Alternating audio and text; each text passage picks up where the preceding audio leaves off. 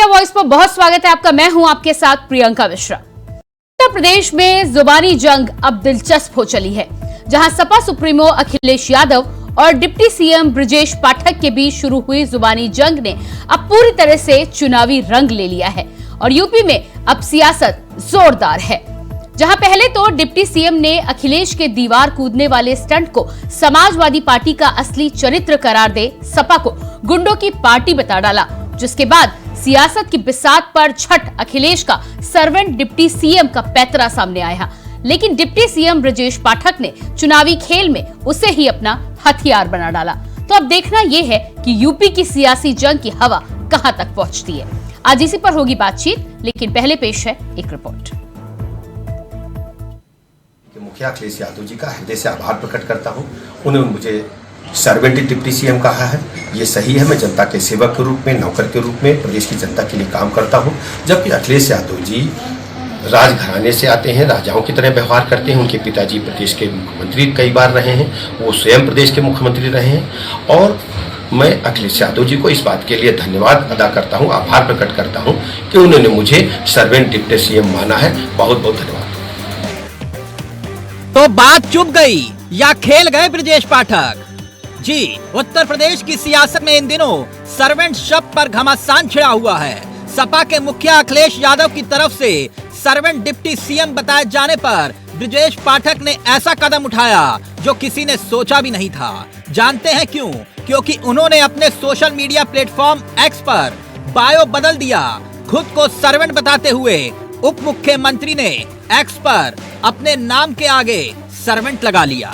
इससे पहले ब्रजेश पाठक के बायो में डिप्टी सीएम लिखा था। दरअसल यूपी में लोकनायक जेपी नारायण की जयंती पर उठा विवाद थमने का नाम नहीं ले रहा, जिसमें सपा और बीजेपी की राजनीतिक तनातनी का खेल अब चुनावी पारे को पार कर चुका है, जिसमें सपा सुप्रीमो अखिलेश यादव और यूपी के डिप्टी सीएम आमने सामने आ गए हैं और एक दूसरे पर आरोपों के तीर छोड़ रहे हैं। एक तरफ तो डिप्टी सीएम अखिलेश यादव को जेपीएनआईसी की दीवार फांदने को समाजवादी पार्टी का असली चरित्र बताते हुए सपा का गुंडा करार दे रहे थे, तो वहीं दूसरी तरफ अखिलेश भी सीधे डिप्टी सीएम को जवाब देते हुए उन्हें सर्वेंट डिप्टी सीएम का तमका दे रहे थे, जिस पर अब सियासी घमासान ऐसा छिड़ा कि अखिलेश यादव के हमले पर डिप्टी सीएम ब्रजेश पाठक से रहा नहीं गया। उन्होंने सोशल मीडिया प्लेटफॉर्म एक्स पर खुद को सर्वेंट ब्रजेश पाठक लिख दिया। अरे जिनको रख रखाव से लगाव नहीं, पेड़ पौधों से लगाव नहीं, उनसे क्या उम्मीद करोगे? क्या उम्मीद करोगे उनसे? और फिर सरकार कौन है? सरकार कौन है? ये सर्वेंट डिप्टी चीफ मिनिस्टर का जवाब देंगे हम लोग क्या? जिन्होंने अस्पतालों का सत्यानाश कर दिया। आप अभी चलिए लोहिया अस्पताल, अभी चलिए सिविल हॉस्पिटल, अभी चाहिए कैसी अस्पताल में अगर एक भी गरीब का सरकारी अस्पताल में इलाज हो रहा हो तो बता दें। समाजवादी पार्टी के मुखिया अखिलेश यादव जी का हृदय से आभार प्रकट करता हूं। उन्होंने मुझे सर्वेंट डिप्टी सीएम कहा है, ये सही है। मैं जनता के सेवक के रूप में, नौकर के रूप में प्रदेश की जनता के लिए काम करता हूं। जबकि अखिलेश यादव जी राजघराने से आते हैं, राजाओं की तरह व्यवहार करते हैं। उनके पिताजी प्रदेश के मुख्यमंत्री कई बार रहे हैं, वो स्वयं प्रदेश के मुख्यमंत्री रहे हैं। और मैं अखिलेश यादव जी को इस बात के लिए धन्यवाद अदा करता हूं, आभार प्रकट करता हूं कि उन्होंने मुझे सर्वेंट डिप्टी सीएम माना है। बहुत बहुत धन्यवाद। देखना यह है कि इन तेवरों के साथ ही ये जुबानी जंग अब कहां जाकर थमेगी, क्योंकि डिप्टी सीएम ब्रजेश पाठक ने अखिलेश के वार का जवाब अपने नाम के आगे सर्वेंट डिप्टी सीएम लगाकर दे दिया है। वैसे भी सियासत का ये खेल निराला है। मौके पर चौका मारने वाला ही सियासत का असली खिलाड़ी होता है। क्रिकेट की तरह राजनीति में भी टाइमिंग का खेल होता है। तभी तो ब्रजेश पाठक ने टाइमिंग पर मौके पर चौका मारा है। अब बारी अखिलेश यादव की है। Bureau report, India voice, Lucknow. तो जिस तरह से उत्तर प्रदेश की राजनीति में समाजवादी पार्टी और भारतीय जनता पार्टी से डिप्टी सीएम ब्रजेश पाठक आमने सामने आ चुके हैं, ऐसे में अब यह हवा, राजनीतिक हवा कहां तक पहुंचेगी, आज इसी पर हम चर्चा करने वाले हैं। सबसे पहले अपने मेहमानों से आपका स्वागत, परिचय करा देती हूं।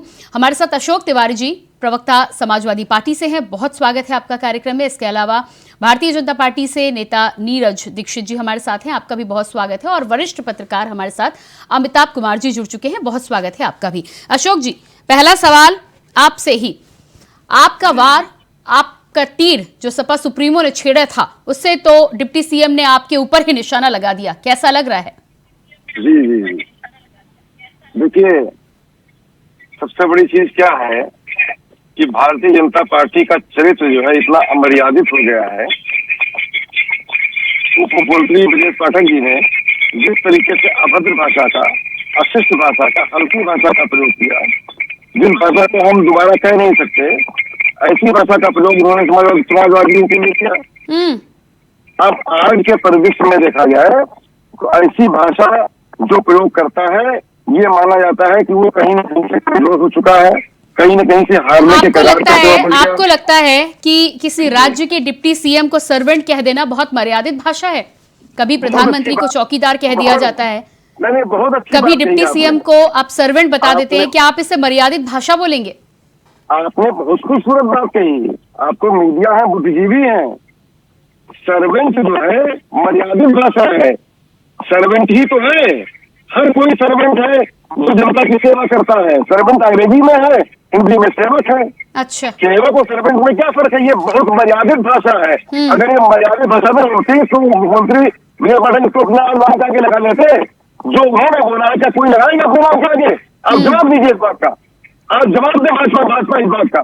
ठीक है, ये ठीक है कि गुंडों जैसे शब्दों का भी प्रयोग नहीं होना चाहिए, राजनीति में इस तरह के अमर्यादित शब्दों का प्रयोग नहीं होना चाहिए, लेकिन आप किसी पर उंगली तो तब उठाएं जब आपकी तरफ से वो गलती ना हो रही हो। ठीक है, नीरज जी से मैं इस पर जवाब चाहूंगी। नीरज जी जवाब दीजिएगा। उन्होंने गुंडा कहा, उन्होंने सर्वेंट कहा तो आपने गुंडा कह दिया, उन्होंने कुछ कहा तो आपने उसका जवाब कुछ ला दिया। दोनों ही तो आमने सामने, दोनों ही तो एक ही तराजू के पलड़े में एकदम बराबर हैं, तो फिर आरोप प्रत्यारोप का ये खेल क्यों?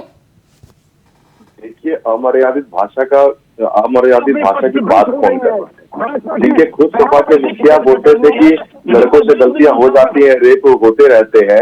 आज वो टीवी चैनलों पे बैठ के और समाज में जाकर के बोलने की अमर्यादित भाषा का प्रयोग। नीरज जी, गलत शब्द यदि कोई भी बोलेगा तो उसकी निंदा होगी। आज नेताजी के नहीं होने पर भी आप उनके शब्दों को कोट कर रहे हैं, तो गलत शब्द जब भी आपसे जबान से निकलेंगे, वो चाहे कितने साल बाद भी हो, उसकी निंदा हमेशा होगी। लेकिन डिप्टी सीएम यदि किसी को गुंडा करार देते हैं तो उसे भी आप किसी भी तरह से तार्किक नहीं कह सकते, या आप उसे जस्टिफाई नहीं कर सकते। देखिए कि हमें समझने की बात यह है कि जब इससे पहले जो सरकारें रही थी, जो इससे पहले की सरकार थी हमारे योगी जी से पहले की, उसमें फलते फूलते कौन थे? उसको लेकर के माननीय ब्रजेश पाठक जी ने इसको कंपेयर किया है। कोई उनको ये तो नहीं बोला गया कि आप ही गुंडे हैं, जिस प्रकार से उनको सर्वेंट बताया गया। और सर्वेंट तो गर्व की बात है, हम तो इस पर गर्व फील करते हैं कि अगर हमें जनता का सर्वेंट कहा जाएगा। और ये खुद माननीय हमारे प्रधानमंत्री श्री नरेंद्र मोदी जी भी इस चीज को सर्च कर चुके हैं कि हम लोग सेवादार हैं, हम जनता की सेवा करने के लिए आए। हम कोई सत्ता के लालच में, हमें घमंड नहीं है कि हम लोगों की ये परमानेंट कुर्सी है और हम यहाँ पे बैठे रहेंगे। नहीं, बहुत अच्छी बात है, बहुत अच्छी बात है। अगर आप अपने आप को सर्वेंट कहते हैं, बहुत अच्छी बात है। जनता का सेवा करना बहुत अच्छी बात है। प्रधानमंत्री को भी कोई चौकीदार कहता है तो वो अपने नाम के आगे चौकीदार लगा लेते हैं। ये तो राजनीतिक बिसात पर बहुत अच्छी तरह से ये आप खेल रहे हैं। दूसरी बात ये भी है कि यदि आप अपने आप को सर्वेंट मानते हैं तो बहुत अच्छी बात है। लेकिन अमिताभ जी, जिस तरह से राजनीति में पप्पू, चोर, चाय वाला, सर्वेंट, गुंडा, इस तरह की जो भाषा का प्रयोग हो रहा है, क्या राजनीति में आए हुए लोग गिर गए हैं या राजनीति गिर गई है?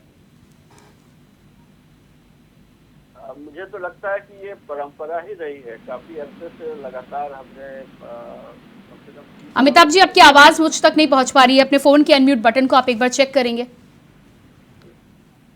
जी, मैं जवाब दूं? जी, आपकी अनुमति हो तो मैं जवाब दूं? जी अमिताभ जी। मेरी आवाज आई है? मैं अशोक तिवारी बोल रहा हूँ। आवाज आ रही है मेरी? जी अशोक जी, मैं आपके पास आऊंगी। अमिताभ जी, मेरी आवाज?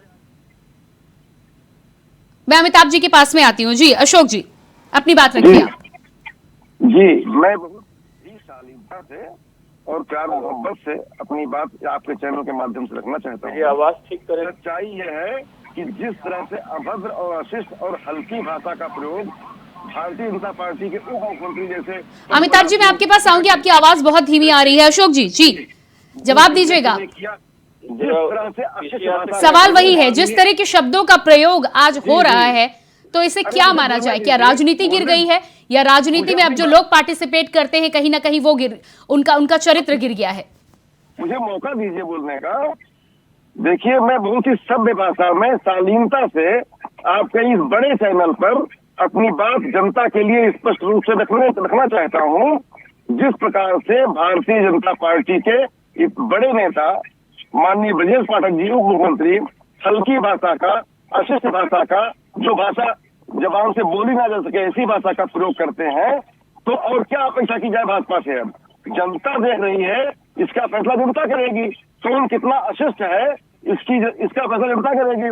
सेवक कहना गलत बात नहीं, सेवक एक मर्यादित भाषा है। समाजवादी पार्टी में अशोक जी आपने सुना होगा अपने सुप्रीमो का वो बयान, जिस तरह से वो बयान दिया जा रहा था।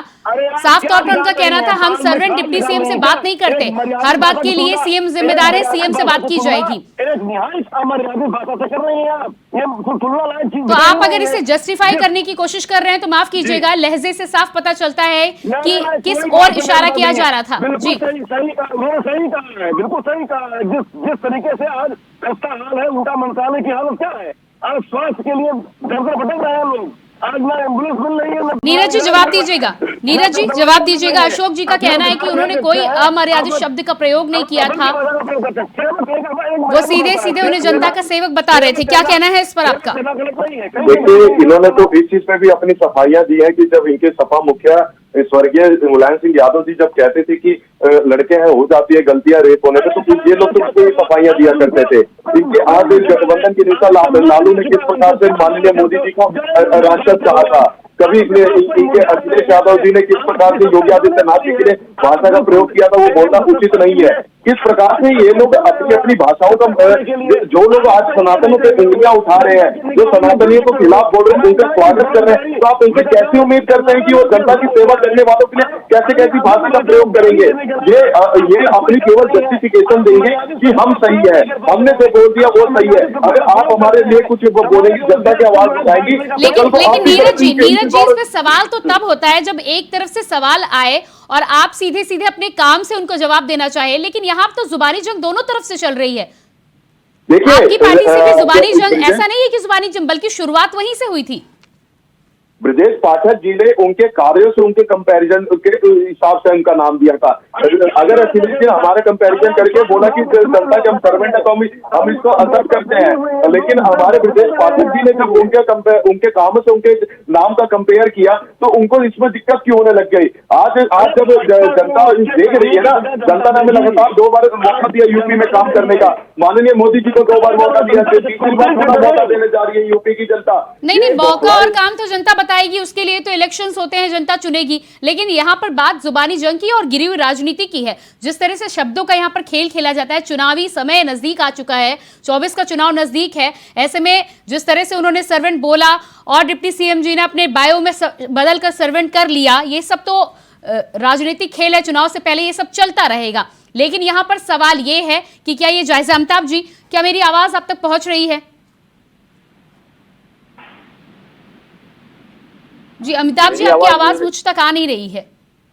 पीसीआर अभी तक किसने कनेक्ट नहीं किया, पीसीआर को जरा सा रिक्वेस्ट करें। जी बिल्कुल, मैं अनुरोध करूंगी कि आवाज यहाँ पर थोड़ी सी बढ़ाई जाए। मेरा सवाल आपसे यही है कि जिस तरह से हम यहाँ पर चर्चा कर रहे हैं। जी अभी मेरी आवाज जी आपकी आवाज आ रही है। जी आपकी आवाज आ रही है। मेरा सवाल यही है कि जिस तरह से जुबानी जंग उत्तर प्रदेश में शुरू हुई है और अभी थमने का नाम तो नहीं लेगी, ये पता है कि 2024 का इलेक्शन है और उसका पूरा फायदा चुनावी रण में उठाने का फायदा किया जाएगा। लेकिन सवाल वही उठता है, क्या राजनीति गिर गई है या राजनीति में पार्टिसिपेट करने वाले लोग?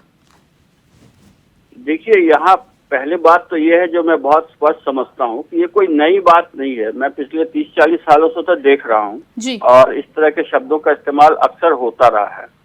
दूसरी बात ये है कि आपकी नीयत क्या है। अगर आप सामने वाले को नीचा दिखाने के लिए ऐसे शब्दों का प्रयोग कर रहे हैं तो वो शब्द अपने आप में एक गाली की तरह हो जाता है, तो इसलिए बुरा लगता है सामने वाले को और सवाल जवाब होता है और तुर्की बतुर्की लोग एक दूसरे को नीचा दिखाने के लिए विभिन्न शब्दों का इस्तेमाल करते हैं। उसमें कई बार समझदारी से वो उन शब्दों का इस्तेमाल करते हैं जिन्हें असंसदीय सीधे नहीं कहा जा सकता है, लेकिन उसके कहने का जो तंज है, जो तर्ज है, जो तरीका है, जो नीयत है, वो बता देती है कि वो अपमानित करने के लिहाज से कहा गया शब्द है, तो वो फिर चर्चा में आता है और हम उस पर बात करते हैं। इसमें और भी एक बात है कि पहले तो शब्द बोल दिए जाते हैं और जब सवाल पूछा जाता है तो उसे घुमा फिरा के ऐसा प्रेजेंट कर दिया जाता है कि अब सर्वेंट की बात आप ले लें, सर्वेंट पर घमासान जरूर छुड़ा है, लेकिन यहाँ पर अशोक जी भी कह रहे हैं कि सर्वेंट तो उन्होंने इसलिए किया था कि वो जनता की सेवा करते थे। जाहिर सी बात है, मैंने कहा ना, नियत, अब आप सफाई दे रहे हैं का मतलब आपकी नियत ठीक नहीं थी, सफाई देनी पड़ रही है। और अभी जो राजनीति की भाषा में कहें तो बहुत अच्छी गुगली फेंकी थी अखिलेश जी ने और उन्होंने छक्का मार दिया ब्रिजेश जी ने। तो जो शब्दों का खेल है उसमें इसी तरीके से होता है कि सामने वाला अगर ईंट फेंक रहा है तो ईंट जमा करके मैंने अपनी दीवार बना ली। जवाब दीजिएगा, आपकी गुगली पर एक तो छक्का लगा है, दूसरी बात इसे यदि आप सेवक की तरह बोलें तो वो जो लहजा था वो सेवक की तरह तो बिल्कुल नजर नहीं आ रहा था। कोई छक्का नहीं मारा, आप बुद्धिजीवी कम से कम न्याय कीजिए, सही बात बोलिए, छक्का क्या मारा। आज माननीय अखिलेश यादव जी समाजवादी पार्टी के राष्ट्रीय अध्यक्ष की आके आप वक्तव्य देख लीजिए, हमेशा मर्यादा में बोलते हैं, कभी भी वो मर्यादा भंग नहीं करते, इस तरह की हल्की बातें आप लोग कभी नहीं करते हैं। उन्होंने बोला भी ऐसा शब्द बोला जो उन्होंने सम्मान का मूल्य लिख लिया, सम्मानित शब्द बोला जिसको उन्होंने अपना नाम का आगे लगाना उचित माना। आप ये देखिए ना, अब क्या बात करती हैं आप, जो उन्होंने बोला था पाटिल जी ने, तो कोई लिखेगा अपने आगे उसको, कौन लिखेगा उस चीज को अपने आगे। आज कितनी हमारी ये जनता बहुत ही समझदार है, जनता बुद्धिजीवी है, जनता जानती है कौन कितना गिर चुका है, कौन कितनी गिरी भाषा का प्रयोग कर रहा है, जनता जानती है इस चीज को और इसका जवाब देगी 24 में। 24 में तो इनका मटिया मेट होने जा रहा है भाई, 24 में जनता इनका जवाब देने जा रही। पिछड़ा, दलित, कमजोर, अल्पसंख्यक, सामान्य, सवर्ण। नीरज जी जवाब दीजिएगा, नीरज जी जवाब दीजिएगा। भाई अशोक जी का तो साफ कहना है कि सपा सुप्रीमो कभी भी अमर्यादित शब्दों का प्रयोग नहीं करते और उन्होंने तो जनता का सेवक ही बताया था, आपने ही उसे गलत ले लिया। देखिए, हमने इसको गलत कभी लिया ही नहीं। हम तो घर की बात है, तभी तो हमारे माननीय उप मुख्यमंत्री जी ने सर्वेंट अपना नाम ही रख लिया। जब मोदी जी को 24 बार बोला गया था तो मोदी जी ने अपना नाम चौकीदार रख लिया था और उसके पीछे हर कार्यकर्ता ने अपना बोलना शुरू कर दिया था। देखिए, इन लोगों की भाषा इसी प्रकार की है, उसी से कंपेयर करते हुए ब्रजेश पाठक जी ने इनको बोला था काम करते हैं उनका नाम बोल दिया, हमारा नाम दे रहे हैं, हम आपका नाम दे रहे हैं, की क्या जरूरत है। चुनाव आने ब्रजेश पाठक जी तक बात कही है, आने वाले दिनों में योगी जी तक जाएगी, योगी जी के बाद माननीय मोदी जी तक जाएगी। मोदी जी के किस प्रकार के भाषा का प्रयोग किया जाएगा, विरोधी लोग अपने ठीक है।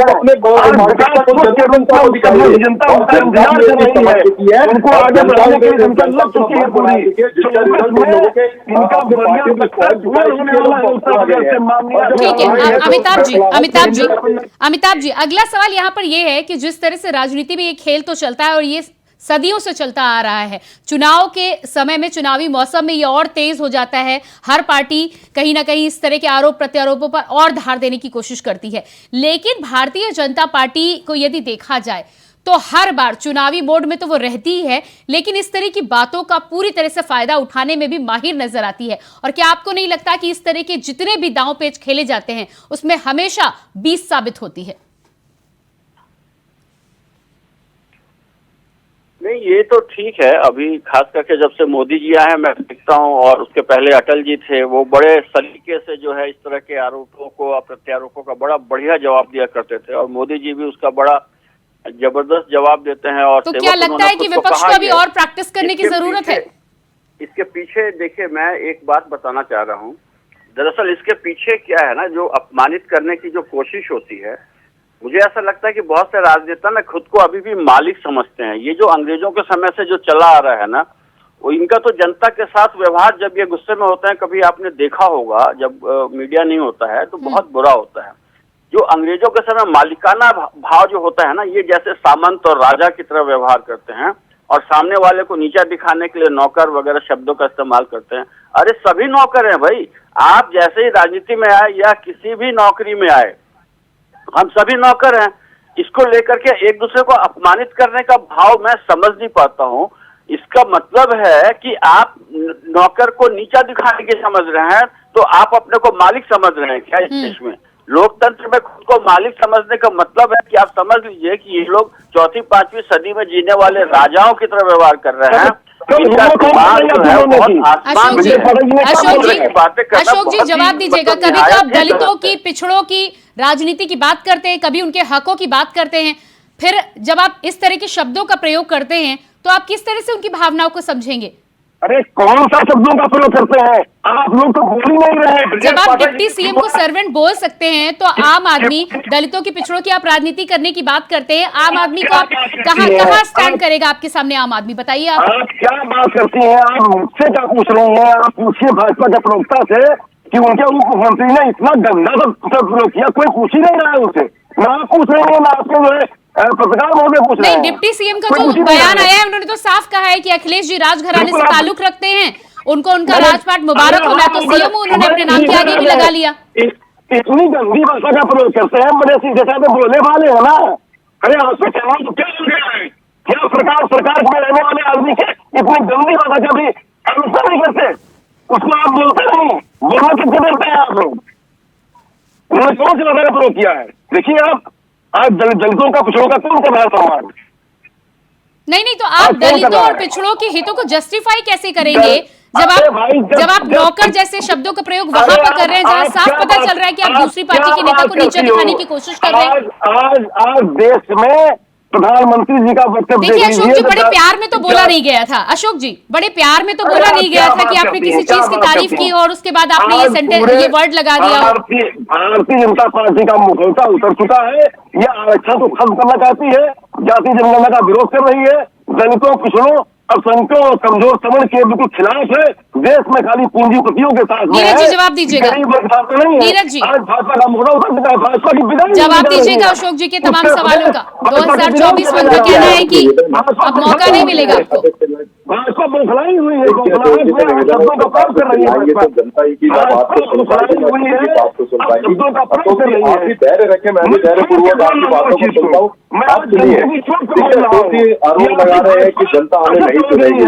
अब इन्होंने आरोप 2014 में लगाया था, 2014 के बाद इन्होंने 17 में लगाया, 17 के बाद 19 में लगाया, 19 के बाद 22 में लगाया, और फिर उन्होंने ये आरोप लगाया कि जनता को। लेकिन आपने देखा है जब मोदी जी को लोगों ने गाली देने का काम किया है। लेकिन नीरज जी, यदि आरोपी की बात करें तो आपकी पार्टी भी पीछे नहीं है। डिप्टी सीएम ने जब भी शुरुआत की थी एशियन गेम्स में जाने की, वो तो माल्यार्पण करने के लिए जा रहे थे। सबसे पहली बात तो ये कि माल्यार्पण करने के लिए यदि विपक्ष के नेता होने के नाते वो जाना चाहते थे तो वहां पर रोकना जरूरी नहीं था। एलडीए ने जिस तरह से वहां पर व्यवहार किया है, ना ही पहले वहां पर उसकी इंफॉर्मेशन दी गई, उनकी तैयारियां थी, लास्ट टाइम पे उनके प्रोग्राम को कैंसिल किया गया। ऐसे में यदि कोई जाकर अपने पार्टी के तमाम समर्थकों के बीच में माल्यार्पण करना भी चाहता है तो उसको रोकना ही पूरी तरह से गलत कदम है।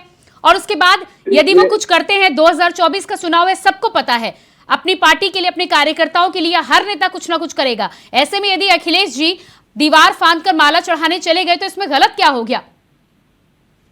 देखिए, गलत इसलिए हम कह रहे हैं क्योंकि वहां पे कार्य का विस्तार हो रहा था, वहां पे काम चल रहा था। अगर मान लीजिए कि वहां पे कोई कार्य योजना के तहत अगर वहां पे काम हो रहा है और अगर कार्यकर्ताओं के उनके ऊपर कोई सामान गिर जाए, कोई हादसा घट जाए तो उसकी घटना की जिम्मेदारी कौन लेगा?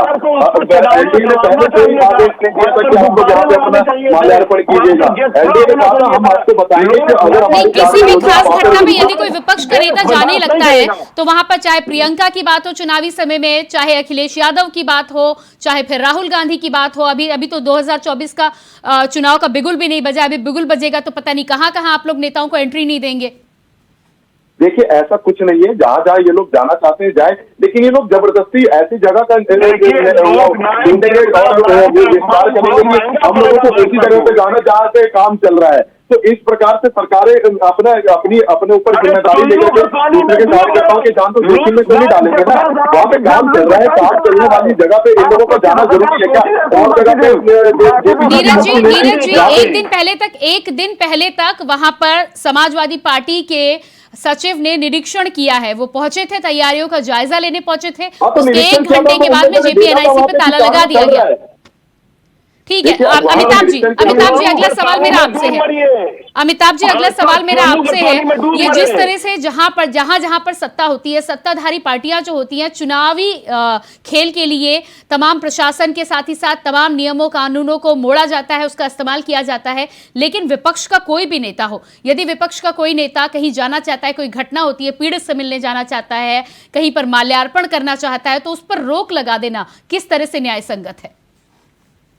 नहीं, देखिए, कोई भी राज्य स्तरीय कार्यक्रम हो रहा है, सामाजिक कार्यक्रम अगर हो रहा है, तो उसमें किसी भी पार्टी को रोकने का क्या मतलब है? वो सबका कार्यक्रम है ना। आप मुख्यमंत्री हो गए हैं, इसका मतलब ये थोड़ी है कि हम नागरिक नहीं रहे और अखिलेश जी को जाने नहीं देंगे। क्यों नहीं जाने देंगे? ये सबका राज्य है और सबका देश है, और हर एक कार्यक्रम सबका है, सबका हक है कि वहां जाए और वो अपना काम करे। उन मामलों में माना जा सकता है कि जहां कुछ गंभीर परिस्थितियां हैं, दुर्घटना आदि हो गई है, कुछ बवाल होने के चांसेस हैं, दंगाग्रस्त इलाका है, तो सुरक्षा आदि के दृष्टि से या भावनाएं न भड़के उसकी दृष्टि से कई बार रोक लगाई जाती है। लेकिन सामान्य कार्यक्रमों में ऐसा रोक लगाना मुझे तो बहुत ही मूर्खतापूर्ण कदम लगता है। आप समझते क्या है अपने आप को? आपको कार्य दिया गया है, सचमुच आप सेवक हैं, तो जो भी नागरिक है वो इस देश का मालिक है। तो वो अगर किसी कार्यक्रम में जाना चाह रहा है तो बेवजह अनर्गल आप रोक लगा दें, अचानक बगैर सूचना के ऐसा करेंगे। नीरज जी आपका जवाब, समय मेरे पास ज्यादा नहीं है। जी नीरज जी। देखिए, मैं अमिताभ जी को बताना चाहूंगा कि वहां पे सरकार ने जबरदस्ती कोई रोक नहीं लगाई थी, और भी अन्य जगह पे मूर्तियां थी, वहां पे जाकर के वो माल्यार्पण कर सकते थे, परंतु उनको उसी जगह पे जाना था जहाँ पे काम चल रहा था। उनको पता था कि उनको टीआरपी चाहिए। नीरज जी आपको लोक नायक की जयंती से पहले वो काम पूरा नहीं कराना चाहिए? यदि कोई आम आदमी, यदि कोई जेपी को मानने वाला उनका अनुयायी वहां पर माल्यार्पण करना चाहे, तो आप उसी दिन वहां पर ताला जोड़ देंगे? सही सवाल किया आपने, बिल्कुल सही सवाल किया आपने। मालिक मत समझिए आप लोग अपने आप। ठीक है अशोक जी 30 सेकंड आपके पास हैं। यदि आप माल्यार्पण की तमाम तरह की दलीलें देते हैं, लेकिन अखिलेश जी का कहना है वो समाजवादी का JPNIC है, समाजवादी का म्यूजियम है, ये भी इस एटीट्यूड पर क्या कहेंगे आप? आपके पास 10 सेकंड है। 10 सेकंड में मैं कहना चाहूंगा कि इस देश के दिलों में राज करने वाले माननीय लोकनायक जयप्रकाश नारायण जी का अपमान करना भारतीय जनता पार्टी को बहुत महंगा पड़ने वाला है। लेकिन आप तो उसे समाजवादी पार्टी का JPNIC बता रहे थे, आप उसे जेपी का नहीं बता रहे थे। ना ठीक है, समय मेरे पास नहीं है अशोक जी, अपनी डिबेट को मैं यही विराम दूंगी। बहुत धन्यवाद आपका अमिताभ जी, बहुत धन्यवाद आपका भी, और नीरज जी आपका भी बहुत बहुत धन्यवाद। तो जिस तरह से आज हम चर्चा कर रहे थे उत्तर प्रदेश की राजनीति में एक बार फिर से सर्वेंट शब्द पर जिस तरह से घमासान चढ़ा है, अब ये देखना होगा कि ये घमासान 2024 के चुनावों से पहले कहां तक पहुंचता है, क्योंकि मामला अब सियासी है, और मामला जब सियासी हो तो दोनों ही पार्टियां अपनी अपनी तरफ से तीर छोड़ेंगी और तीरों का जवाब भी मिलेगा। आने वाले समय में पता चलेगा कि ये विवाद कहां तक पहुंचेगा और उसका फायदा आने वाले चुनाव में किस पार्टी को मिलेगा। फिलहाल हमारे इस खास कार्यक्रम में इतना ही। खबरों के लिए बने रहिए इंडिया वॉइस के साथ और मुझे दीजिए इजाजत। नमस्कार।